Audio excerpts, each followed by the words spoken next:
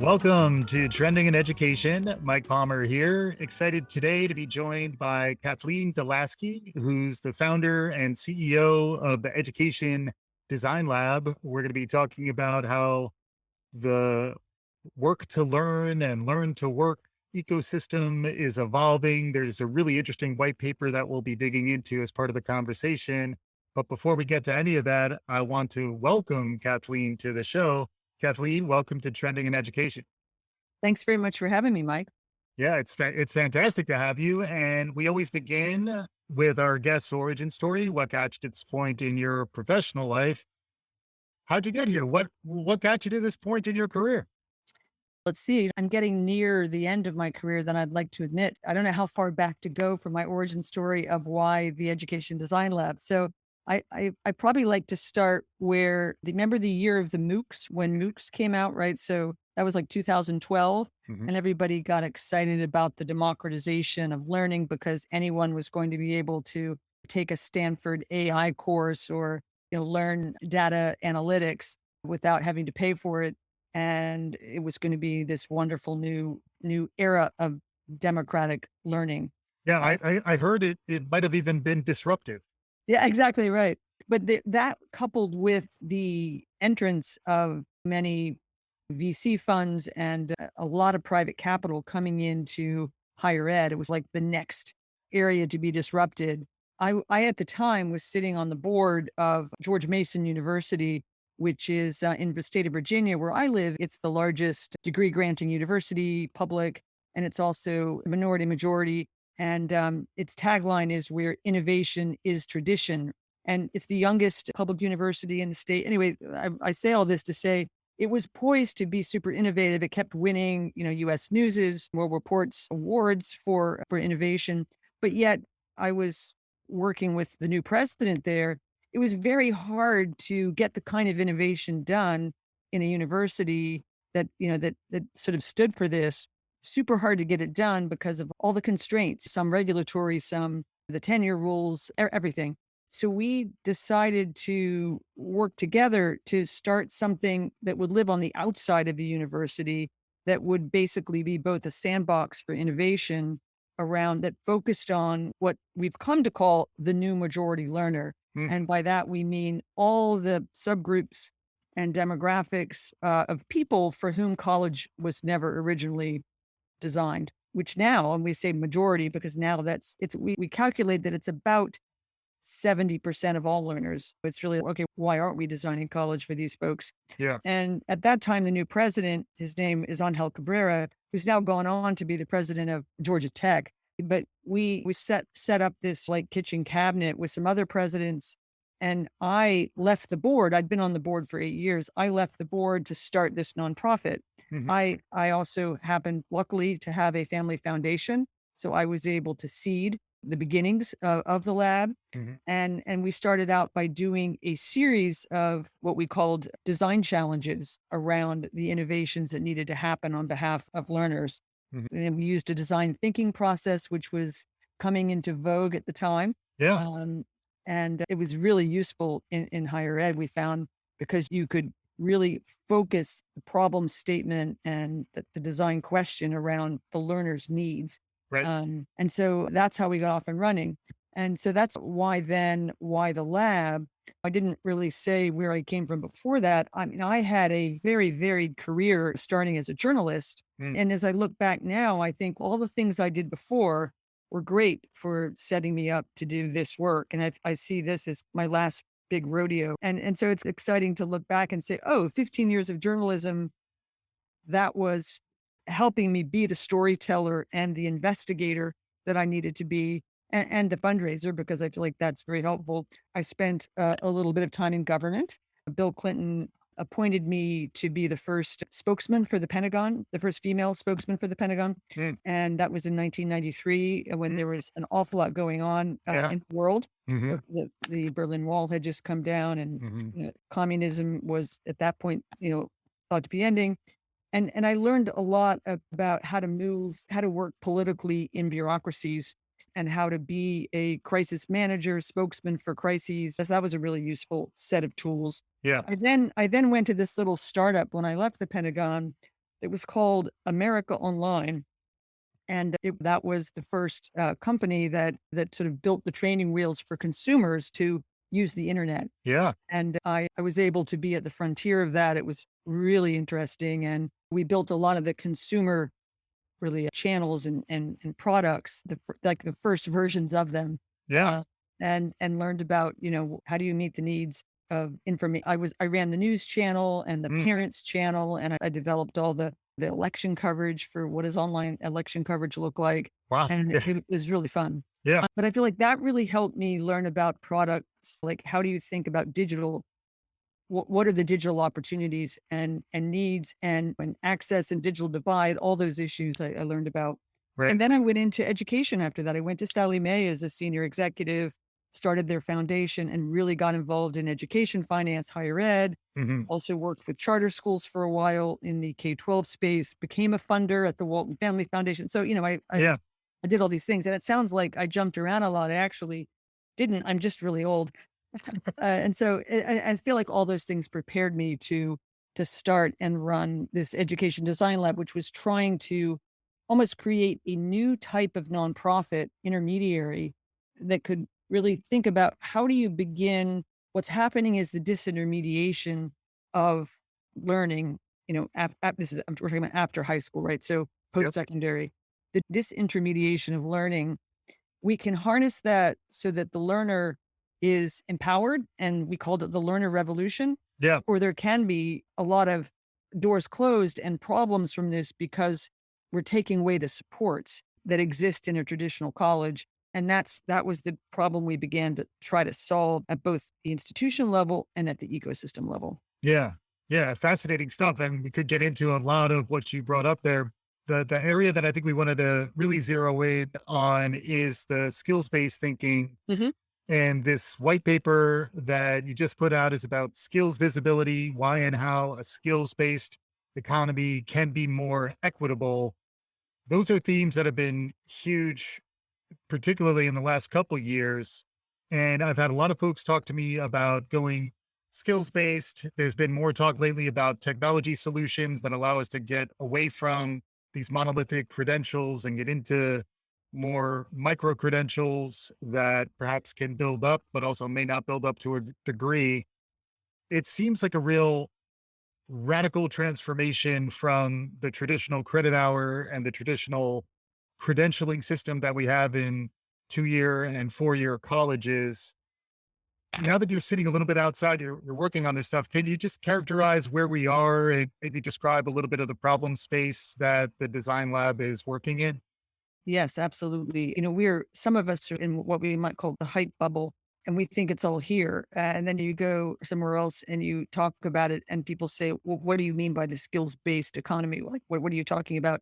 And so, in reality, when we ask ourselves, how far out are we from this vision, assuming we pull it off, I would say that we won't see the benefits of a skills based economy, really for another probably 5 years, the beginnings of the benefits. And we won't see like full utilization of some of the power of it for probably 10 years. Hmm. And then, okay, well, what is that promise or what is that power? All of us got excited about, quote, the skills based economy when we saw people starting to do, let's say, boot camps, a coding boot camp, and then getting hired, right? Somebody who maybe had struggled in community college or didn't have time to go sit in classes because they had to work or care for an elderly parent.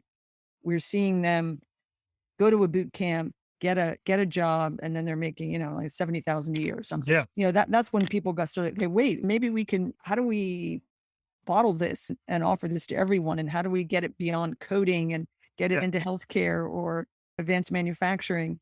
And at the same time, community colleges in particular were losing a lot of enrollment, and people weren't sure why. After the Great Recession, it was down about 10% over that decade from 2008 to 2017, 18. And then with the pandemic, enrollment in community colleges has dropped another 10% on top of that. Mm. And so now we're at, 20% in many places, and sometimes some places more, and particularly for communities of color, communities of economically less well off folks. And so people are asking, okay, are they going to boot camps? Or are they just are they hacking the system Hmm. because we're not designing community college, which is so much cheaper to work for them? Maybe we need to redesign community college. And that's what you see a lot of going on now in the community college space.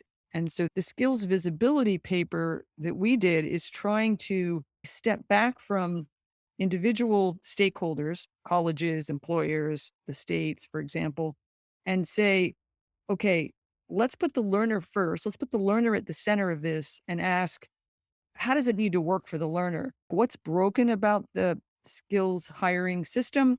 And what would be an optimal state? How should it look?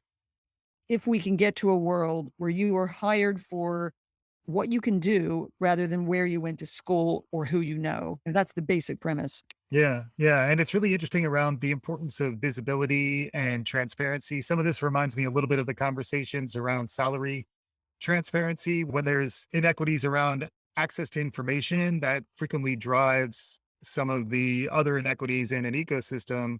I did think it was particularly striking that there is a connection between the skills based economy and equity. Can you help connect the dots for us on how going skills based ultimately addresses some of the inequities that are inherent to the current system? Absolutely. Because yeah, it doesn't jump out at you immediately. You have to think about it for a minute. Skills visibility is really about making the skills that a learner already has.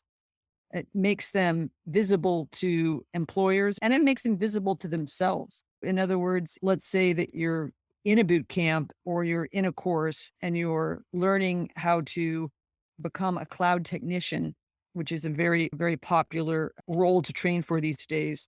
Let's say in the past, you get to a engineering degree after 2 years, but you can't actually speak to the skills that you are earning along the way. You can't name them on your resume so that they can be seen by a possible employer who might be, putting in search to look for, I need somebody who can do this, demonstrating this particular sub skill. Mhm. So now we're basically creating a currency around skills as we move to a world where everyone is going to be, or, most people for larger companies, your first entry point will be a nameless, faceless search algorithm that's looking for these particular skills. And that's how you'll be identified and judged, and whether you get into the interview pile for a job or not. So, if we don't help people translate their resumes to skills based, they're going to be left behind. Mhm. And if we do help them, the other thing it really helps with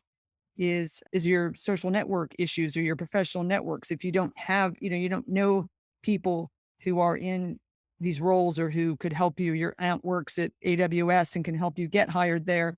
If you don't have that, this is democratizing to, a significant extent, because you'll be discovered anyway Mhm. if an employer is looking for you by skills. And so that many employers, many organizations and nonprofits in some states are starting to create these marketplaces that help talent find employment.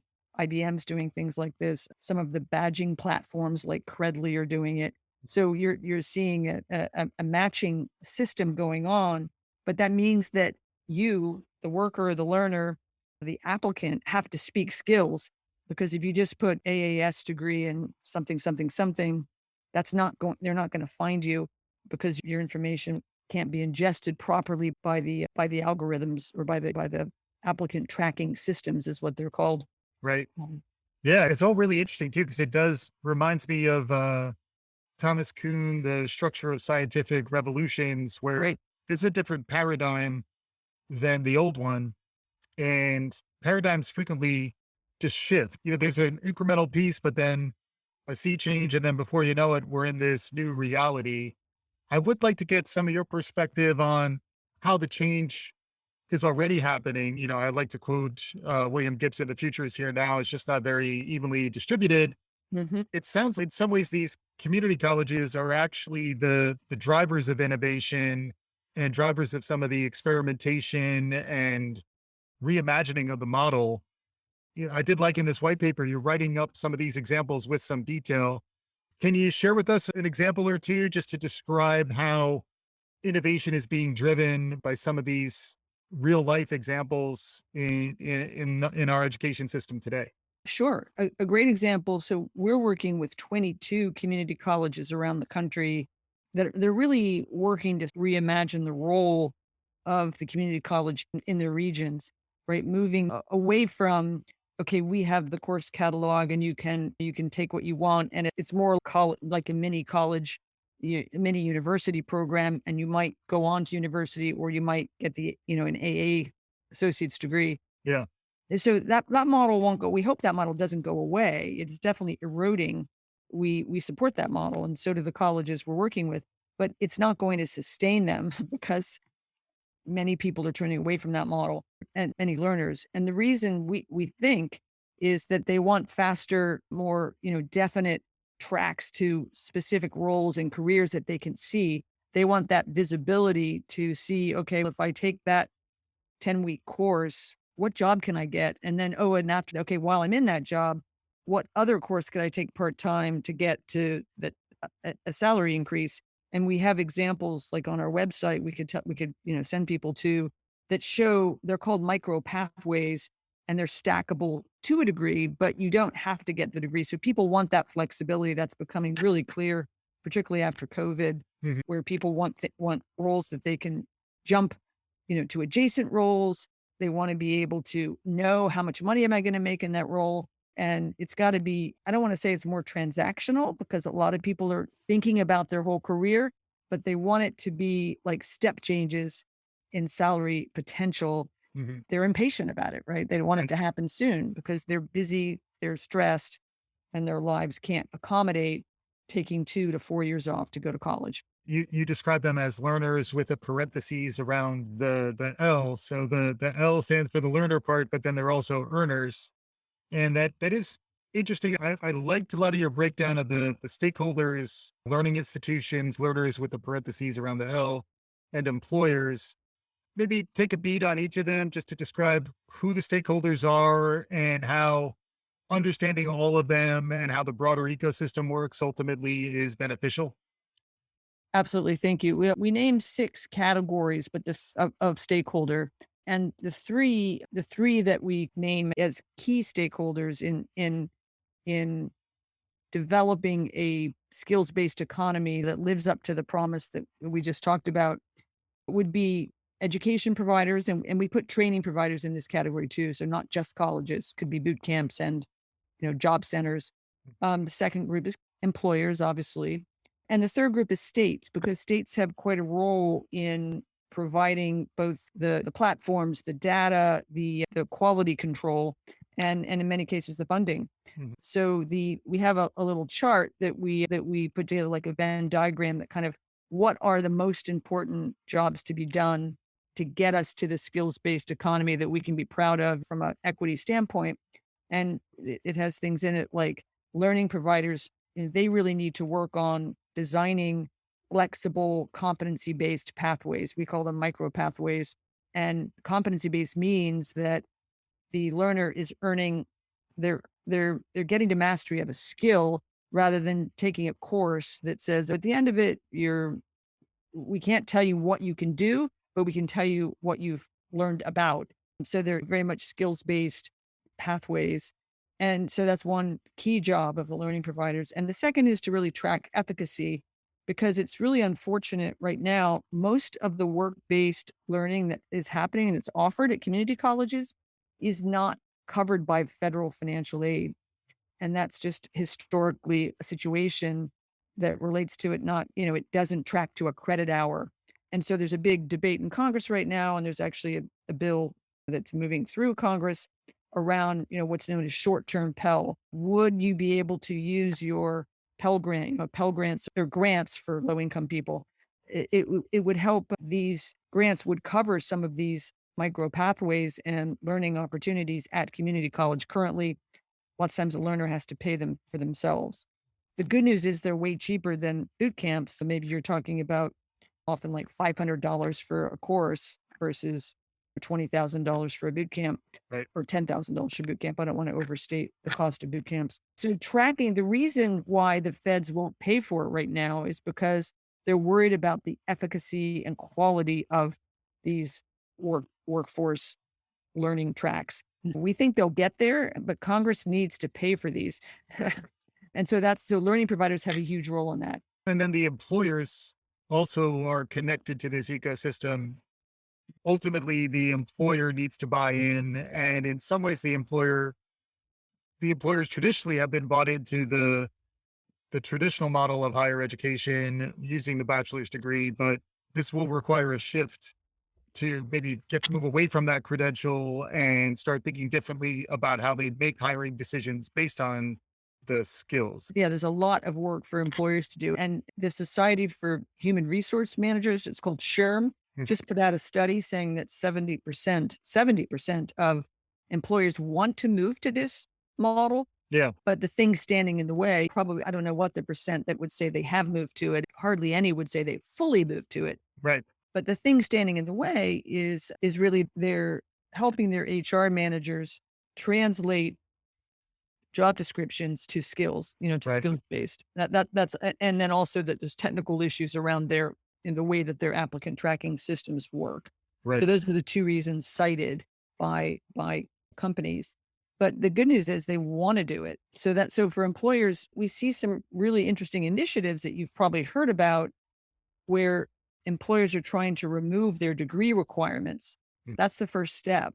Mhm. And the reason it started after that racial reckoning period in 2020, where everybody, wanted to take a stand about diversifying their workforces and removing barriers which existed. But they also realized that with the degree requirements, you're shutting out 60% of the adult population right there. And they can't find enough employees. So they're very incented to remove degree requirements. And now the first state, Maryland, has actually banned degree requirements for state roles, which is exciting. And President Trump actually tried to do it for federal roles, and they were working through it when he left office. Yeah, So this is starting to happen. But there's also been a couple of really nice initiatives. We're working with one of the groups, 110, that has where CEOs from Fortune 500s are making commitments to hire, in this case, students of color, African American workers in this case, and they're looking at removing degree requirements as a step. mhm, So that's exciting. yeah, And then the third stakeholder group, yeah, so that's learning providers, employers, and states. States, yeah, they really need to incentivize adoption of similar credentials and frameworks for this currency that we're talking about. Because right now you have almost 1 million distinct digital credentials out there. So the good news about disintermediating the degree is democratization and access. The bad news is it's a Tower of Babel. right, And we've got that now. And so states have a role in this to incentivize adoption of common open frameworks. And then the other piece they have a really strong role in is enabling. Are you familiar with learner wallets? Have you heard about those? yep, Yeah. So those we talk about them in the paper. Learner wallets is the concept that you would be able to have your own personal wallet of your skills and manifestations and verifications of all the skills that you have that you could, create your own digital identity with and display however you want. mhm, And it would, be your GED from high school or things you did, things you did in high school, yeah, work expressions of your work. yeah. I want some high res images of some of my finger painting from my early years. Looking ahead, Mhm. it sounded like you were saying maybe within the next 10 years, we start to see broader adoption.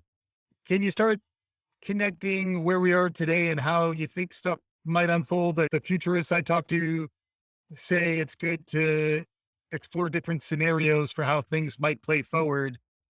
How might things manifest in terms of a shift to more of a skills based micro credentialing, the ecosystem that you're describing?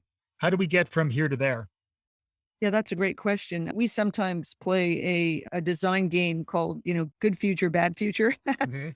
where we create scenarios in what we'd like to see, and then we create scenarios about what might go wrong. And we did a bit of that in this paper. We have a section called "If We Do It Right," and we have a section called "If We Don't Do It Right."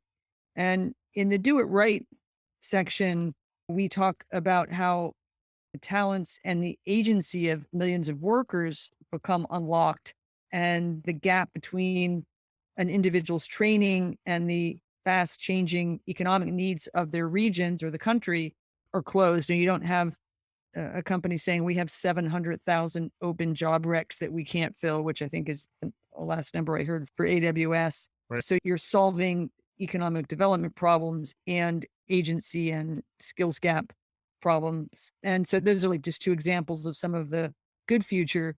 And the bad future piece is, I think, interesting too, because it really looks at the issue of one is this Tower of Babel, like that credentials have no meaning if micro credentials proliferate and we don't harness and create signal power of some of these credentials, across the land or across, even Yeah. globally.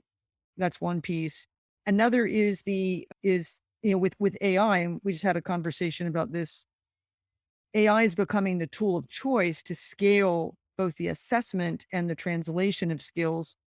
But the current state of using AI to do this is challenged. And so I think, and then they're painting dystopian futures if we're using past data sets as to predict the future. Mm. We're just promulgating or advancing the existing prejudices and bias and unequal valuing of skills and identity and perspectives. Right. Yeah. And then the other thing you hear about is the decentralization and the idea that the community can federate itself. So some of the emerging technology around the blockchain frequently gets equated with the problem space that we're talking about around skills. It does feel like there is some potential, especially if you talk about a 10-year horizon where AI and the blockchain, I imagine there's also capital moving in this direction or Oh yeah, lots of it. technology startups. Any way to shape up what's going on there from your perspective? It's always hard because the AI companies, it's easier. I think there'll be winners there. You're already seeing some of that happen. There are groups that are trying to become the marketplace platform, but a lot of groups, because this is where their VC backers push them, are picking point solutions and they're working on a small piece of the problem. Yeah. And they're not, you can't really tell whether they're going to be able to grow into their skin or into their, aspirations. So I'm struggling to see who is the Uber of this ecosystem, because if there is one, and if it's private, we're frankly, we're all in trouble.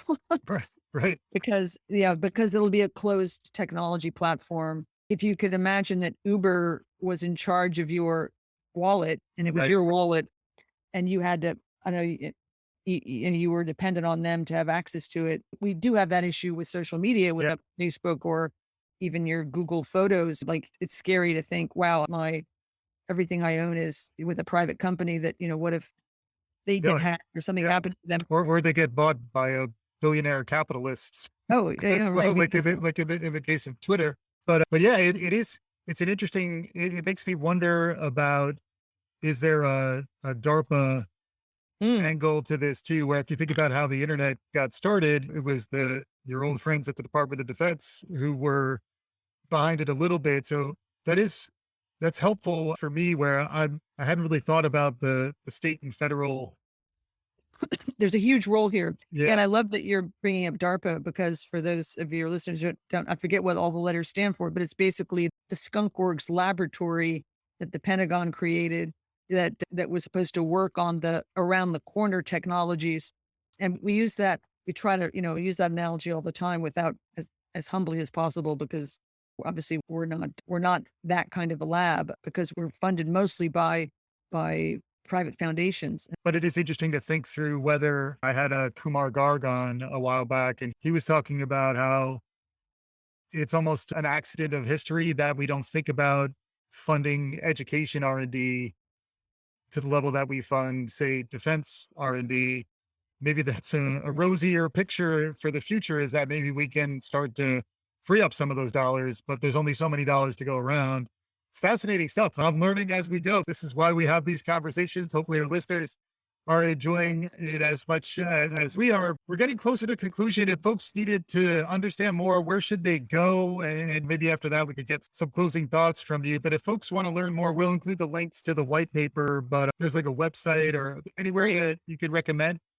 Yeah, I think our website would be the best place to go if you want to learn about, for instance, we have 30 of the micro pathways on the website that the colleges in our fund, we call it the Community College Growth Engine Fund. We have 30 micro pathways that they've created. And that's a great way just to see how the micro pathway concept works. Mhm. So that's eddesignlab.org, all one word, obviously. And then the paper's there as well. Yeah, we covered a lot. The papers really, thank you for your service, both you generally and then your organization. It was really eye opening for me to read through. It was a manageable exercise too. Like it was maybe 30 or so slides and they're visually appealing. A cup of coffee, you can power through it and get some real insight. If we're trying to bring this to conclusion for folks, any closing remarks, closing comments as we're wrapping up here? I'm just struck every day by how fast this is moving, and I think COVID is partly responsible for the, I would say, sped up innovation appetite of all the players we've just mentioned.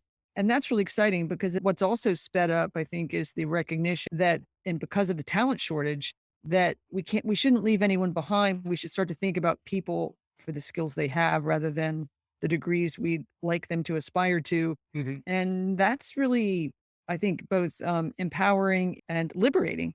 And so there's a huge amount of excitement. And a lot of my friends that were working with me in the K-12 side are like now coming over to this to work on these, what we're calling the school to work or workforce, because they see it as like the frontier that's the most open minded and a lot of capital is flowing in and there's less regulation than there is in K-12. It's just a more interesting, I don't want to say disruptible. It is disruptible, but there's also a lot of people in it right now who are in it for the equity fight. So it's been really fun. Yeah, that's exciting. That's so we're ending on a positive note. There are Yeah. challenges in K-12 and more power to the people who are trying to solve those. But if you think Yeah. about the lifelong learning opportunities, the fact that all of us are going to need to continue to brush up on our skills, whether we're formally being educated or not, there's a lot of new awakenings that have happened that do seem to be moving stuff faster towards some of these outcomes. And hopefully there's some positive scenarios for the future of going skills based